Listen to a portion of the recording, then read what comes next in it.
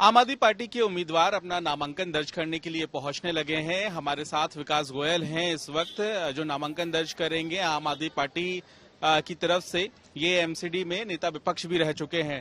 विकास, आपको टिकट दिया आम आदमी पार्टी ने और आप नामांकन दर्ज करने के लिए आप पहुंच रहे हैं, कितना आश्वस्त है आम आदमी पार्टी इस बार?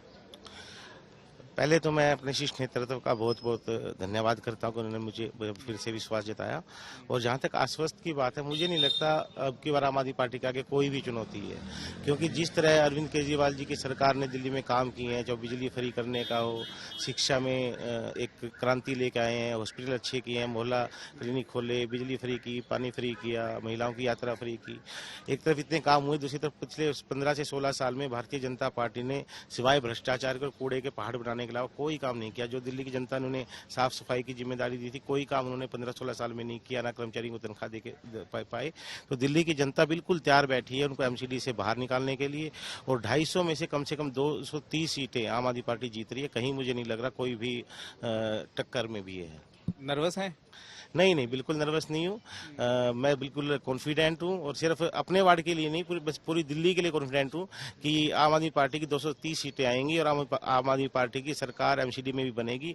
और दिल्ली सरकार में जिस तरह काम हुए उसी तरह एमसीडी में हम काम करेंगे। एमसीडी से भ्रष्टाचार को दूर करेंगे और एमसीडी के स्कूलों की जो आज हालत है उनको अच्छा करेंगे, अस्पतालों की हालत अच्छा करेंगे। जैसे दिल्ली सरकार में अरविंद जी के नेतृत्व में काम किया, वैसे एमसीडी में भी अरविंद जी के नेतृत्व में हम काम करेंगे और दिल्ली को एक साफ सुथरा स्वच्छ शहर बनाकर दिखाएंगे। इसके अलावा लोग आपके बारे में भी जानना चाहेंगे, तो आप अपने बारे में अगर बताना चाहे, कहाँ तक आपने पढ़ाई की है और जो इलाके की जनता है उसके बीच में आप किस तरीके से आकर्षण का केंद्र बनते नजर आएंगे? क्योंकि लोगों को ये भी समझाना आपके लिए जरूरी होगा कि आपकी सरकार रही है दिल्ली में 2020 में, दोबारा आप जब चुने गए तो उसके बाद अगर लोग आपसे सवाल पूछते हैं तो उन सवालों का जवाब भी आपको देना होगा। तो ये आपके लिए एक बड़ी चुनौती रहेगी।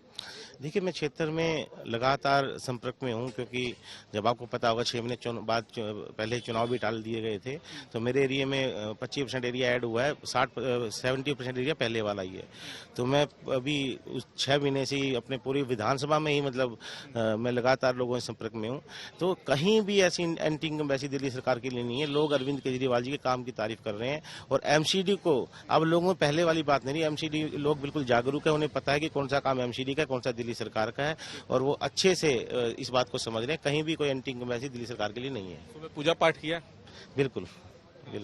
वो तो देखिए, हिंदू धर्म में है तो हिंदू है तो पूजा पाठ तो बिल्कुल करके आया हूँ। चलिए, तो पूजा पाठ करके घर से निकले हैं, टीका लगाया हुआ है, नामांकन भरने के लिए पहुंचे हुए और उत्साह है आम आदमी पार्टी के तमाम उम्मीदवारों में।